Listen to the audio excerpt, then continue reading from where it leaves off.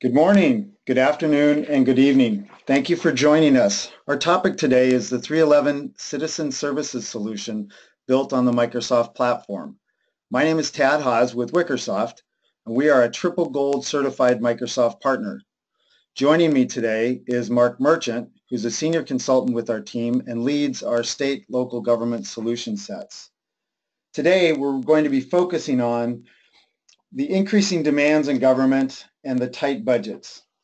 What's more, we're going to spend time talking about how state and local government often have to go it on their own and are looking for the right type of solutions to make for an impactful solution set and drive value to your citizens and constituents.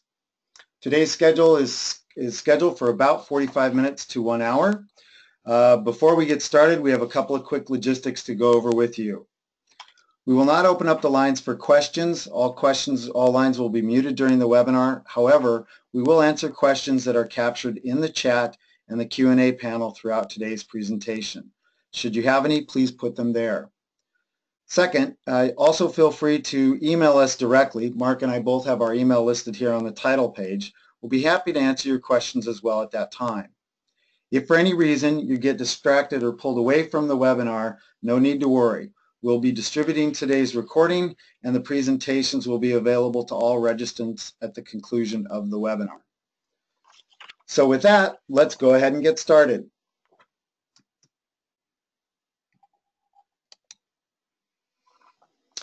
So the demands for you as state and local government participants are ever increasing.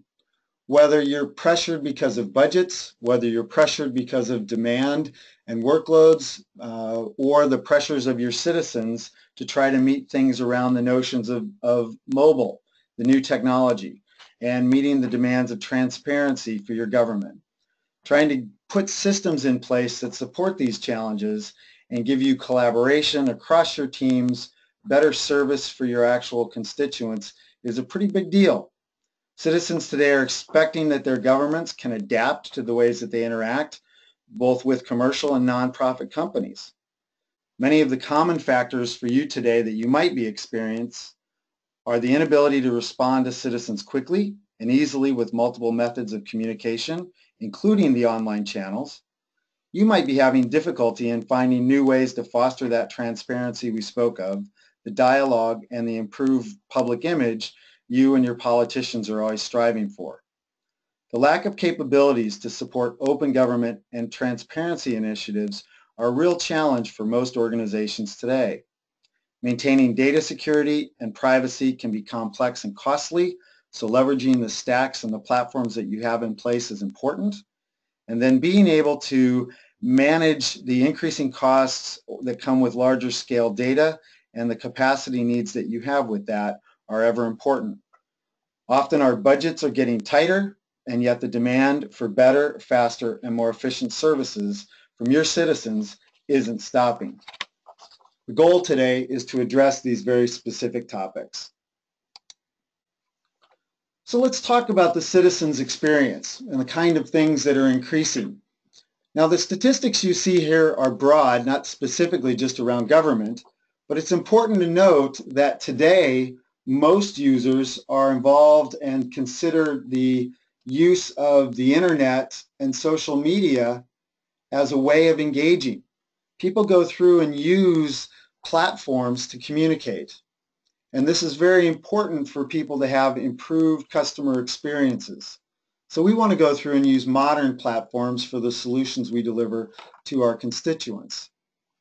So how are we going to do that today? Well, there's really no wrong way to get about doing that, and it's certainly important for us to consider the factor about no wrong doors. Depending upon how your constituents engage, whether it's the Microsoft platform, Facebook, Apple, Google, Twitter, any number of these social platforms are super important, and we want to be able to let users get to the vehicles, get to the solutions, getting to their 311 citizen services through platforms they're familiar with. Now we're going to talk about a couple of key scenarios today, and these scenarios really are the 4 key value props that will help us understand why this is worth the time and the effort. And as we look at this first and foremost, we want to talk about engaging and serving our citizens more effectively to increase that trust, increase engagement, and really execute on a high level of participation. Now, this is the most important scenario that we want to go through and address today, because we need to give these user communities the ability to increase trust, engagement, and participation. We want to give our constituents, our citizens, a chance to go through and use mobile devices in a secure way to connect to the government. And whether I'm on my phone sitting in a park bench and see that a parking light is out, and I want to report that because it might be dark and dangerous so we can get things fixed, we want to get that into the service log. We want to get a request for work in, and we hope that our government is listening and that we can go through and provide then for them excellent customer service by putting in a work order, replacing that street light as quickly as we can, or engaging this street light challenge or problem into a bigger project, and recognizing that it might be a service request, it might also be a project. The idea of putting solutions in place is that we will then increase the response times, we'll make them faster, and we'll get a quicker time to resolution. And this is super important because it makes an easier solution for citizens to report problems, to search for information, request those citizens. It helps promote the engagement and the participation in a personalized, accurate, and timely way. It also keeps all stakeholders informed throughout the process. This is helpful for notifications, leveraging an interactive step-by-step approach with your call center and your agents and the people that have to take the phone call or the request or the online work order. So those are some of the key things that we want to think about first and foremost as we say why for this 311 citizen solution set. Now, empowering your employees and giving your team members a way to be more efficient with the limited time and resources they have is pretty important as well. And in this way, we want to go through and think about how do we collaborate across the organization? How do we empower our participants to do case management through an integrated collective system? I don't want to have to go through 2 or 3 or 4 different user experiences to understand that as I start my day and I look at my PC or my tablet, I have some cases to work on, I have some things to do. I'd like to have a modern way of going in and accessing that information. I'd like to have a unified experience with real-time updates that are secure and let me go about and doing my work as a government employee and go through that in the best way that I can. Of course, that helps with the increasing of agility, being able to help your employees stay connected, and whether they're in the office or on the road, this is important as well. Compliance and security is never far away, and we always want to be thinking about our regulation, our frameworks, the requirements that we have for reporting, the dashboards, the reports, and the kind of tools that really help our employees.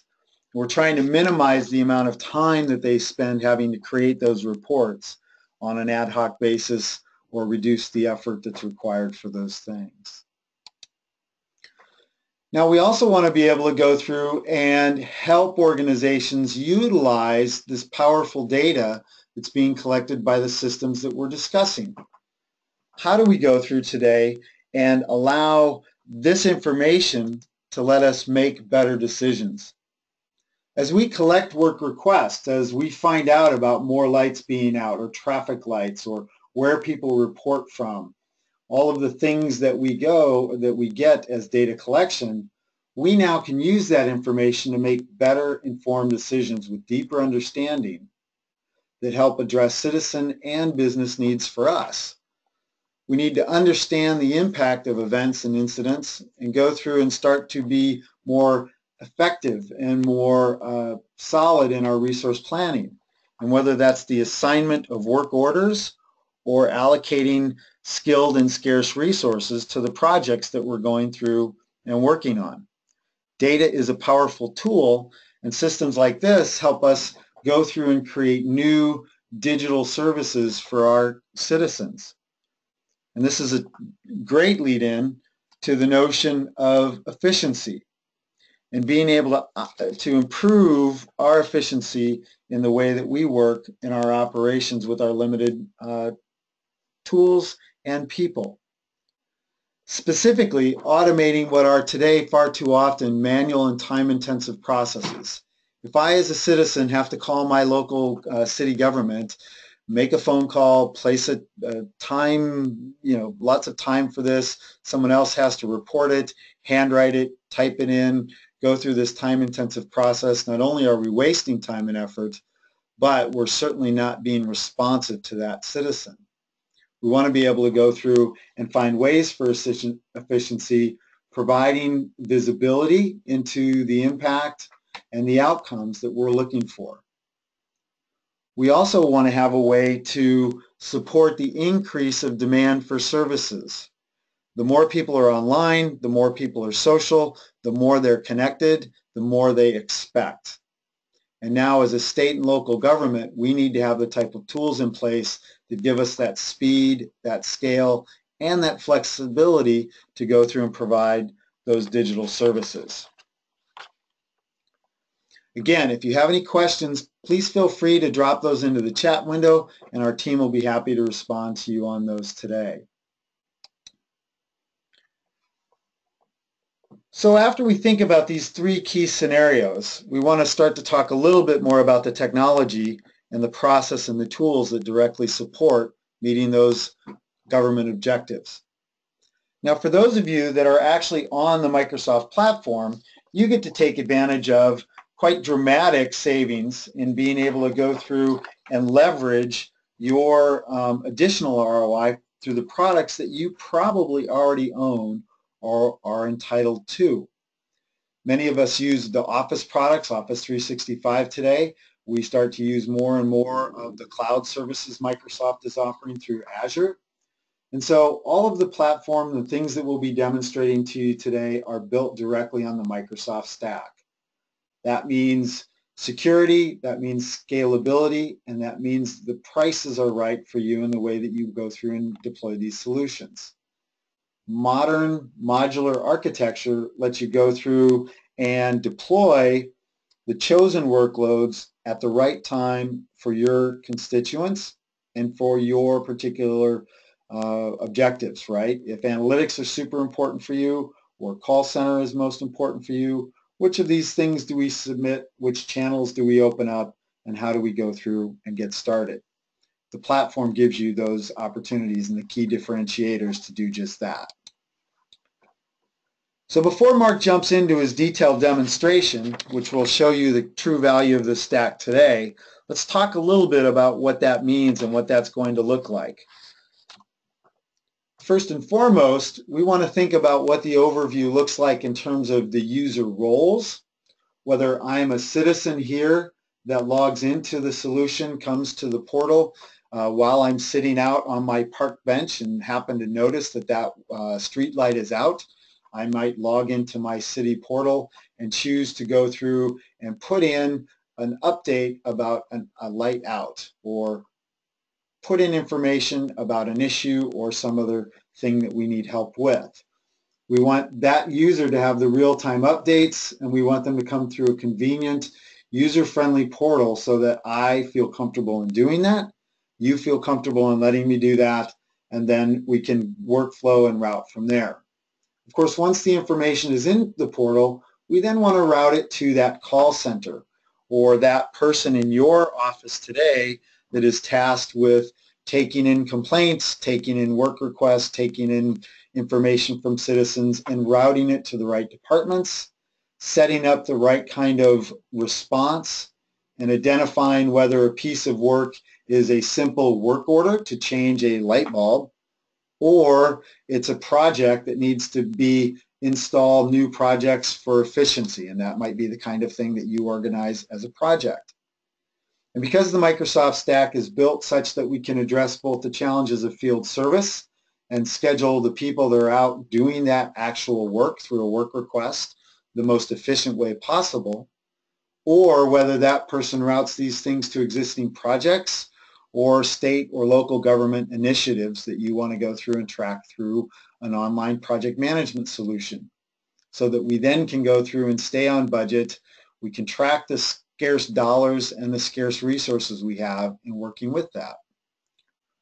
From an overall management perspective, not only do we want our PMs to be able to do this, but also other city and state and local managers, participants want to be able to work through the flows of where information comes in, who has it, what's the current situation, how do we research and communicate back, and then how do we go through and use the right kind of analytics that move the dial, that give us the type of information that help us move forward in our reporting and the management that we use inside of our state and local government. When we look at the Microsoft Citizen Services and we look at this software as a service platform, the goal again is to make this easy for governments of any size to modernize their case management, improve their customer satisfaction, streamline their operations, and surface deep insights about the municipality. We want them to have that portal to go in. We want to have the rest of that information available for the citizens and for the municipality teams. When Mark goes through the demonstration here, he's going to go through and use the technology stack, and we'll spend time talking through some of the specifics there. But we want to go through then and talk about how issues come in, how we use intelligent routing, whether we decide if this item is a work order or if this is a project, and how it goes through the collaboration, the staffing, and the execution. So at the end of the day, whether it's a work order or whether it's a project, we have the ability to go through and have the right team engaged so we can accomplish the goals set forth. When we look at the use case of the product, it's important for us to know that we want to be able to go through and give people a chance to collect that demand. We've talked about that already. Identify this as a service request, a work order, or a project, and then begin the process of flowing that through the work management solution and addressing the use case. We'll do this through a self-service portal, and you'll see that in the demonstration, how a citizen will come in, how you surface that to them and where, so that they can put in information and then get updated on status. Whether we go through then and talk about that service and work order management, when we look at this as a list of work that comes in, identify the request type, the analytics that are required to go through with the routing, and then also being able to identify, what do we do with that demand management? Does this become a project? And then do we need to analyze that project in the portfolio against the budget, against the spend that we have? It might be obvious, it might be work in flight already, or you may have to go back and do some portfolio analytics on this to decide how best to spend your money. What can we do with the limited resources that we have, and how do we get the maximum value both for the citizens and for the municipality given the budgets that we have to deal with? And of course, resources, dealing with those skilled and scarce people, dollars, contractors, all of the above. We need to have a way to go through and use the tool that lets us manage through the solution around those people specifically and what the impact they can have. Best utilization. Some of your organizations and some of you directly are already using Microsoft Project, so of course you can continue to do that today as you wish, but you also have the ability now for an online planner that allows us to go through without ever opening Microsoft Project to do planning, to look at work, to look at status, and it's a fast, easy way for participants to consume and to update. So it's good to have choice in this regard. Now, whether you're tracking time as a specific timesheet update for progress or simple progress updates, starts, finishes, remaining duration, or expenses, you have the ability to track this at whatever level of detail is right for your municipality, for your state. And then, of course, Mark will show the high value areas around analytics and integration, because we not only want to be able to show the information in the appropriate screen forms, in the portals, and the traditional reports, we also want to use the tool for powerful business intelligence, for predictive analytics, and leveraging the built-in reports. This is also true for integration as well. So we want to be able to go through and do that. Now, before we transition to the demo, again, feel free to put any questions directly in the chat window. And if there are none or there's nothing we need to interject on that, what we'll do at this point then is turn the presentation over to Mark and let him begin the actual demonstration of the 311 Citizen Services solution set.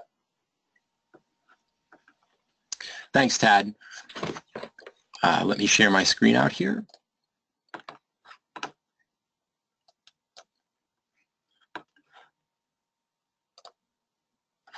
Great. So the demonstration that we're going to go through here today will track the story that Tad mentioned, where a citizen is walking home from work at night and passes a street light that he notices is out.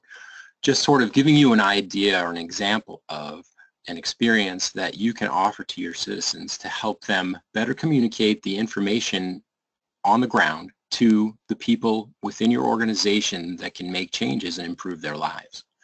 So the Citizen Service Portal that you're looking at here, brought to us by our partner AvePoint, has a very well organized interface, a place for them to broadcast information about projects that may be going on, improvements that citizens should take note of, things that are relevant to them in their day-to-day life, and give them a sense that their government is hard at work for them.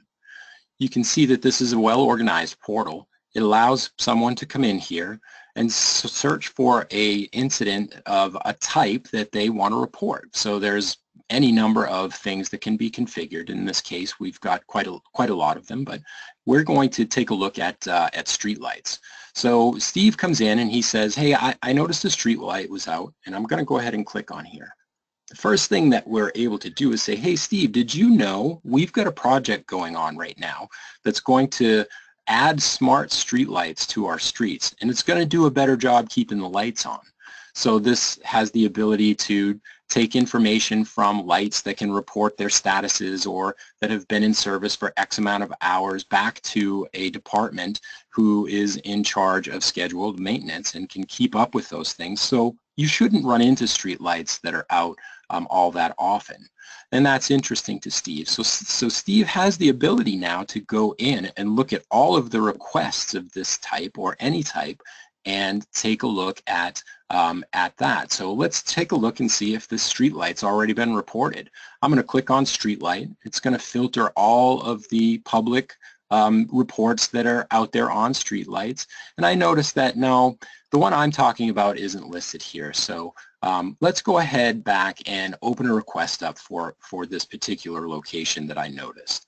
So I'll pull down to street light, and I'll continue on past that great information about the smart street lights, and I'll take a look at my city's service boundary.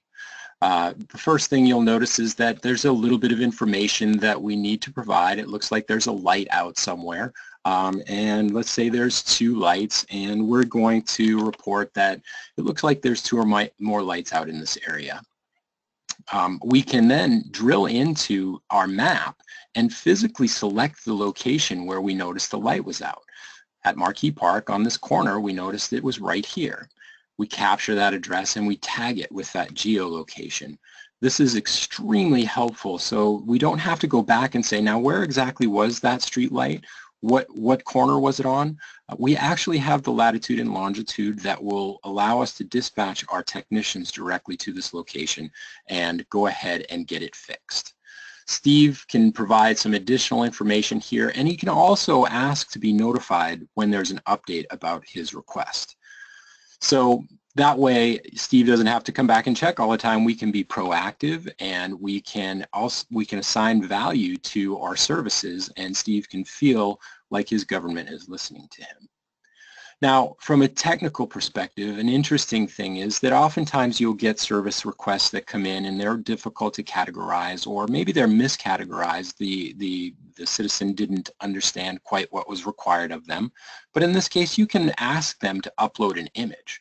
So we'll click on upload an image, and Steve was sitting there with his phone and was able to capture an image of the streetlight, and we can attach it directly to this incident. Now, what's interesting about this is the analytics in the back end and the machine learning capabilities that are associated with this can actually recognize that image as a streetlight or not a streetlight. Maybe it's a pothole or some graffiti. And you can do things in the back end with workflows to get that added to a different queue so that you're not wasting time sending a technician out there, having them say, no, there's no streetlights at all here. You can actually handle that up front by doing some image analyzation.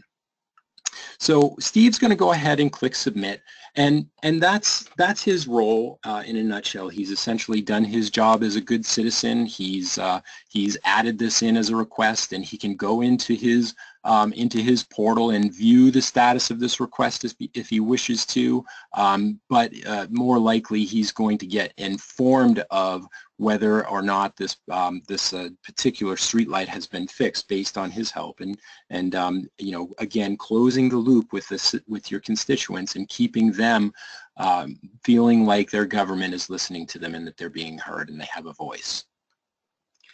So at this point, we're going to transition from that citizen focused and their capabilities to easily interface with our systems and be able to give the right information, help us to help them better by providing the most accurate information possible, and go into the agent desktop experience. So we're transitioning, switching hats here. We've gone into the Microsoft Dynamics 365 environment, and you can see that the overall number of service requests that we have is presented for us here in a very nice dashboard that allows me as a manager of agents or a dispatcher of technicians to really quickly do some drill down analysis. So say, for example, we wanted to see a little bit more granular information about this streetlight information here. We could easily select the streetlight column and go ahead and take a look at who owns this particular service and quickly get another view of this information and see all of the different service owners that are currently working on streetlight issues across our entire city. So that's a really great set of flexible tools that help people to manage what is generally a very large workload in a fairly easy manner. But in this case, we're interested in taking a look at streetlights because Steve sent us a service request on a streetlight, and we can see it here at the top. It's unprocessed. And if we click into Steve's request, we're going to get all of that great information that he provided for us. We have his contact information. If he provided a phone number, we would have that. We've got that location on the map here located and all of the information that he added to the ticket. You can see that his image made it in here, and we can unfold the photo gallery down here and scroll down, and we'll be able to see that this is indeed a streetlight. And again, in the back end, some intelligent things happened there to allow this ticket to come through as an actual streetlight request. If it were not a streetlight, it would have been flagged as possibly miscategorized. But this is an example of what we like to refer to as unstructured work. So this is work that comes in all the time. There's maybe, you know, tens or hundreds of these that come in throughout the day. There's other types of work that go on throughout most government agencies that are more structured, longer term projects. And in some cases, these two things intersect. So for example, you know, we can look down here at all of our different categories folded up and see if there's anything related to this, maybe some departmental project work. So as I unfold this, I notice that there is indeed a city streetlight maintenance program for the fiscal year 18 going on. So I, as a caseworker, will be able to make the determination that this case may actually be handled by this project. And then I can avoid dispatching a worker out there if we happen to notice that next week there is a crew that's going to be out changing all of the street lights and updating them so that they've got smart reporting capabilities, and we can then start doing our job of maintaining them on a more scheduled basis. But let's say, for example, that this came in and there was no related project to it. The next thing that we're going to want to be able to do is assign this to either a dispatcher who can then take it into a schedule board and look at all of their technicians across all of the technicians that are available and assign it to them. Or if it's a smaller organization and you just know that we've got one guy that does the streetlight work, you can assign that to them here as well. But let's take a look and see what the experience would be like if I'm a dispatcher, and once this ticket gets saved and my name is in here, it gets routed into my queue, and I need to be able to find the right person to handle this work order. So I'm going to go ahead, I'm going to open up the resource scheduling section in the scheduling board, and this is going to load in, and you'll be able to see that this is a very rich user interface that has each technician, all of their calendars, all the projects that they happen to be working on across any number of projects or work orders, and their overall utilization. So you can see that Brady here is at about 18% utilization, but George is pretty high up there, and we may not want to assign any additional work. If we wanted to, we could further filter this schedule board, and we could say, look, we know that this particular incident is a smart light, and we need somebody who's qualified to work on those, and we can go ahead and filter out all technicians who are not certified to work on smart lights and only see those resources available to us. But let's go ahead and open Edgar's schedule up here. It looks like he's got a little bit of work and some overlapping work, but he has some time on Friday. So down below we can see all of the different types of tickets that are coming in, and they'll be filtered based on the people who are available here. So if there was no one there that could handle a complaint about park noise, this wouldn't show up. But Edgar happens to have a specialty in working on streetlights, and he's on smart lights, and he is the person that we're going to pick for this job. We can go ahead and drag this up and drop it on his schedule. We can then make a number of different determinations about the type of schedule that we're going to place on Edgar's time. We can hard book this and say, yeah, this is just something that he needs to go out and do. We can soft book it and alert him, and then he can reply back to us that he's actually not going to be available at that time. Perhaps he's out on vacation or something. And vacation schedules can be reflected in the schedule in the back end here. Or we can just go ahead and specify a number of hours. We can say, look, these types of incidents usually take about 3 hours to clear up, and go ahead and book him. So as we book this, you'll see that his schedule will reflect this new piece of work that we dropped on to him, and then he's going to be able to go ahead out and service this request for us going forward. So hopefully at this point, what you've seen is a citizen being able to report an incident out in the public and get it to an agent who has the ability to determine whether or not this is an incident that they need to schedule work for, or if they need to assign it to a project that happens to be ongoing. But in either case, the system is being fully integrated, this single platform where all of these different types of work can be managed is actually handled very, very easily. So I mentioned earlier the concept of this unstructured versus structured work. So we have these high interrupt types of things that come in daily that need to just be taken care of, and we can dispatch technicians to do that, or clean up crews to go out and take care of something else. But the concept of structured work, or long-term departmental or organizational projects intersecting with these unstructured high interrupt things and being able to avoid overbooking or double booking work that may be taken care of by this structured work is something that's also very, very baked into this entire platform. So earlier we took a look at the that incident that was the streetlight that Steve reported to us, and we saw that inside there was a related project. Let's go ahead and open that up and start to drill into what a structured project would look like and how we're attaching things like Steve's streetlight case to it in order to allow project managers to know that, hey, a streetlight was reported, it's on your route coming up here, but it's just something we wanted to make you aware of. Or, you know, you guys just finished this particular park and that streetlight should be taken care of, and we're making you aware that there's something going on here that you may need to address with your project. So the project has a great amount of information available to allow you to see what its overall progress is.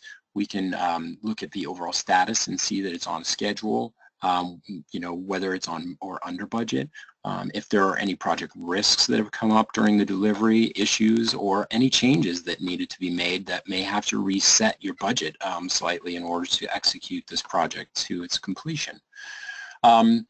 So there's a lot of really rich information in here. So this is a very dimensional and deep project. So you not only get this high-level glance of information, which is very, very nice and useful, but you also have the ability to pull into things like the work breakdown structure.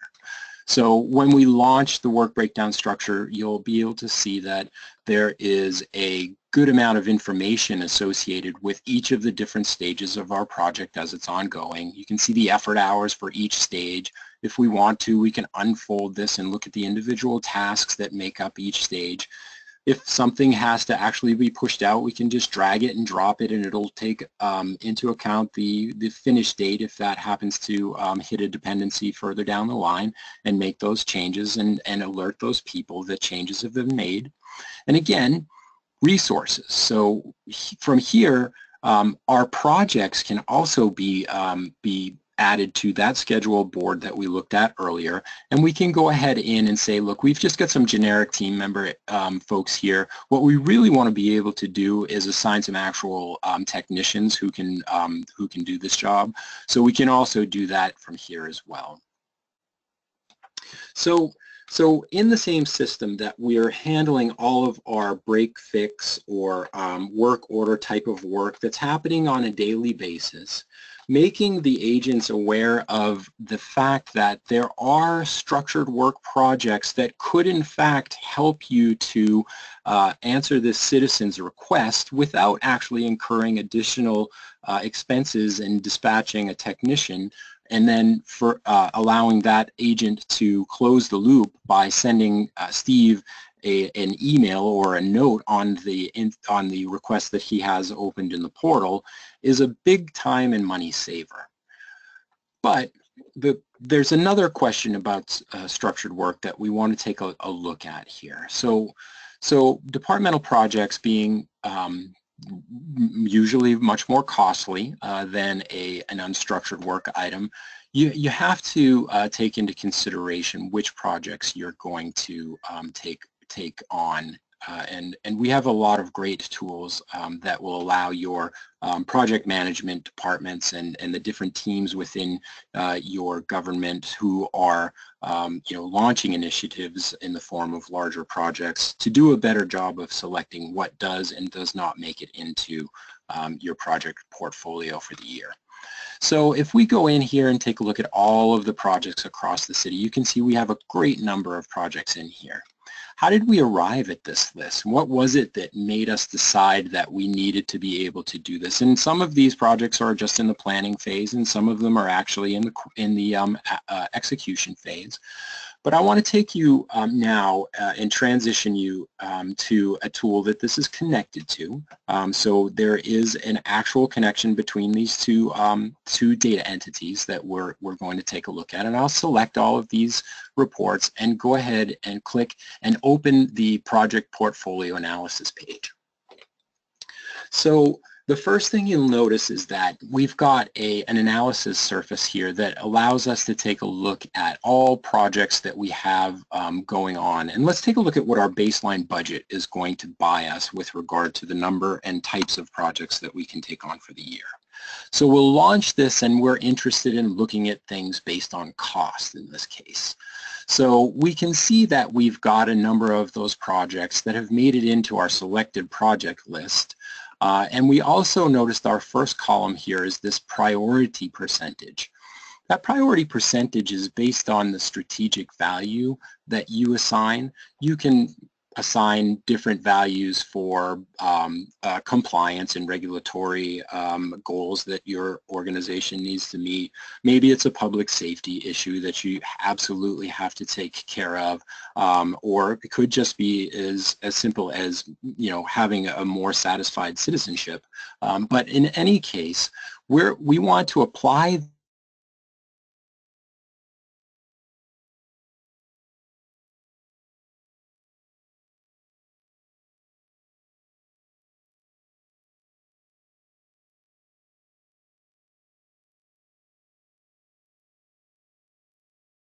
First thing you'll notice is that there's a number of projects down here that didn't get selected, and you can see the 4th of July parade was not included in here, and unfortunately that's going to be a problem since everybody really depends on the parade. So you can do things as simple as just force something in or force something out for that matter that you're not able to accomplish for whatever reason.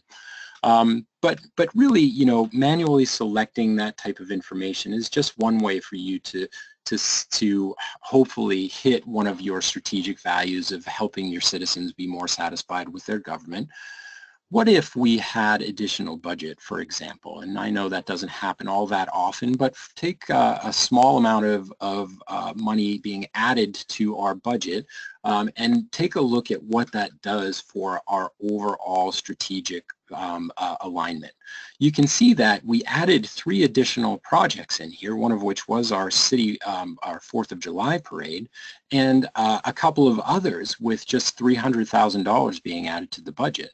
But that took our overall priority percentage up by a significant amount. This is something that's helping you to know that you're doing a better job across a number of different strategic value criteria, that your citizens are going to feel like you're doing a better job delivering the projects to them and helping them have a better experience with their government. So hopefully that bridges the gap between that structured work and unstructured work trigger that we looked at earlier, with the real-time alerting to the agent that there is a project ongoing that may help you to have an option to dispatching a technician to fix that street light, for example, and then the structured work that is ongoing and is larger project-based information that you decided to pick to do for the year based on a very well set of aligned priorities. So at this point, we're going to switch hats one more time before we end, and we're going to talk a little bit about what it looks like from a sort of a higher level dashboarding capability, where we need to be able to get information on how our agents are delivering on the service requests that are coming in from our citizens, how our project portfolio is being delivered, what our different values are that make our citizens feel like they're being listened to and that their government is doing a good job. So the Power BI report that you're looking at here takes all of the information that we've just been looking at inside of Dynamics 365 and Project Online, and allows you to place it and posit the different pieces of information one next to the other to give you an overall dashboard view of how things are stacking up for your year. So you can see that we can look at all of the different service requests by type. We can drill into these queries and get further information. There's some great location-based information that allows us to see where our service issues are happening, and the overall count, just to let us know how we're doing to date with regard to the number of incidents that are coming in. Being able to have this information to report back to your constituency to make sure that they feel like they're getting the value out of the systems that you're implementing is what this dashboard view is all about. Power BI is a great tool because you can also go in and just very simply ask questions of your data. So say, for example, we wanted to be able to look at the count of all of our active service requests on a map by open date and time. It's as simple as just typing this information in or asking Cortana to do it for you, and you can get a new report that has all this great information available. Then you can go ahead and just pin this visual to your dashboard. It will then ask you which dashboard you want to pin it to. You can say pin it to our active requests dashboard, and it's going to bring us back out here, and you'll see that we've got it here. We can move it over someplace else if we want to put it elsewhere, but basically it's a very flexible place for you to come in and slice and dice your data in order to help you to report back to your departmental leads and the different government leads that are going to want to know how effective your programs are that you're implementing with the Microsoft 311 stack. So with that, I will pause here, and again, if there are any questions that we need to address, please type them into the window, and I will pass it back to Tad, but I'll say thank you to everyone for joining us, and if we can answer any of your questions about how to get a 311 system set up like this to help you manage your government, then we are here to help you with that. So Tad?